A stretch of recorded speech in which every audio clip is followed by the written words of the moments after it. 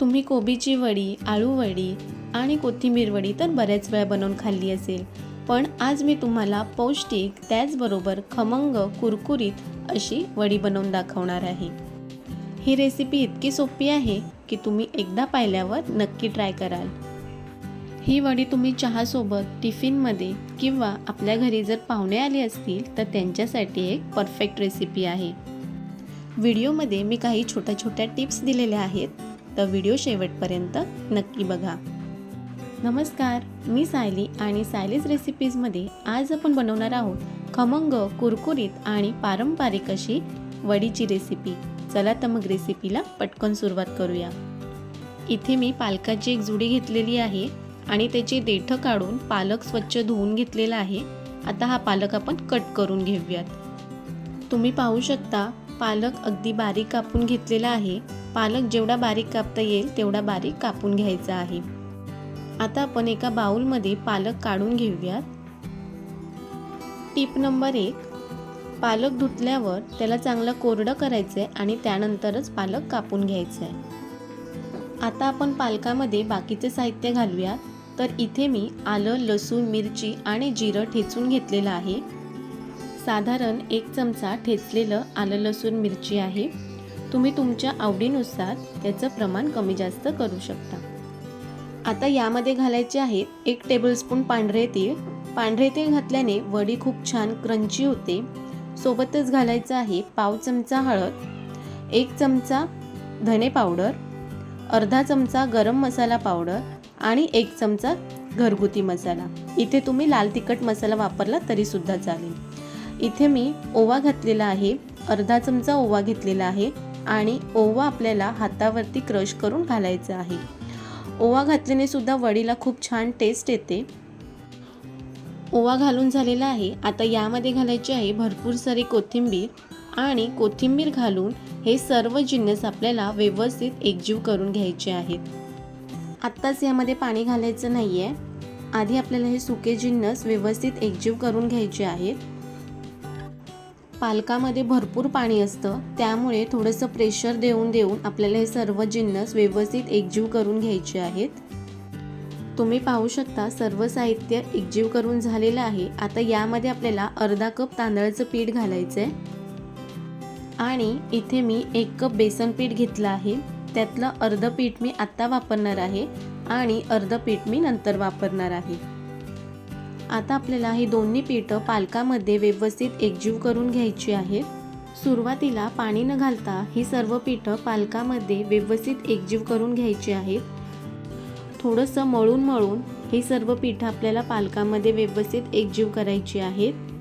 पालकामध्ये पाण्याचं प्रमाण खूप असतं, त्यामुळेच आधीच आपल्याला थोडंसं पीठ मळून घ्यायचं आहे आणि त्यानंतर लागेल तसं पाणी आपल्याला यामध्ये घालायचं आहे। आता यामध्ये उरलेलं पीठ सुद्धा घालून घ्यायचं आहे आणि पुन्हा सर्व पीठ व्यवस्थित एकजीव करून घ्यायचं आहे। पीठ एकजीव करून झालेलं आहे। आता यामध्ये घालायचं आहे चवीपुरतं मीठ आणि मीठ घालून पुन्हा आपल्याला हे पीठ एकजीव करून घ्यायचं आहे। टिप नंबर 2, पाण्याचा वापर कमी करावा, कारण पालकातच भरपूर प्रमाणात पाणी असते। आता हे सर्व जिन्नस पाणी न घालता व्यवस्थित एकजीव करून झालेले आहेत। आता आपल्याला यामध्ये थोडं पाणी घालून हे पीठ मळून घ्यायचं आहे। तुम्हाला पाहिजे असेल तर तुम्ही यामध्ये थोडासा लिंबाचा रस घाला। लिंबाचा रस घातल्याने सुद्धा या वड्या खूप टेस्टी होतात। ज्यांना पालक खायला आवडत नाही त्यांच्यासाठी तर ही रेसिपी 1 नंबरच आहे। तुम्हाला आतापर्यंत जर हा व्हिडिओ आवडला असेल तर एक लाईक तर नक्की करा। पीठ मळून झालंय। आता यामध्ये आपल्याला अर्धा टेबलस्पून तेल घालायचं आहे आणि तेल घालून हे पीठ पुन्हा एकजीव करून घ्यायचं आहे। तुम्ही पीठ मळताना सुद्धा त्यामध्ये तेल घालू शकता। तेल घातल्याने वड्या खूप क्रिस्पी होतात, क्रंची होतात, शिवाय खमंग सुद्धा होतात। इथे मी एका जाळीला तेल लावून घेतलेलं आहे आणि आपलं पालक वडीचं पीठ सुद्धा तयार आहे। तर आता या पालक वडीचे आपण रोल करून घेऊयात। इथे आपला एक रोल बनवून तयार झालाय। आता आपण दुसरा रोल इथे बनवायला घेऊया। मीडियम साईजचे 2 रोल मी इथे तयार करून घेतलेले आहेत। एका बाजूला टोपात पाणी उकळायला ठेवलं होतं, तर पाणी उकळलेलं आहे। आता यावर आपण वडी वाफवायला ठेवूयात। यावर झाकण ठेवूयात आणि वडी 15 मिनिटं वाफवून घेऊयात. वाफ बाहेर जाऊ नये त्यासाठी यावर जड वस्तू ठेवायची आहे आणि ही वडी 15 मिनिटं वाफवून घ्यायची आहे. 15 मिनिटं झाली आहेत. आता आपण चेक करूयात. तुम्ही पाहू शकता वडीचा रंग चेंज झालेला आहे. आता आपण सुरीच्या साहाय्याने चेक करूयात. तुम्ही पाहू शकता सुरीला अजिबात पीठ लागलेलं नाही आहे, म्हणजे आपल्या वड्या परफेक्ट अशा शिजलेल्या आहेत. आता आपण या वड्या संपूर्ण थंड करून घेऊयात.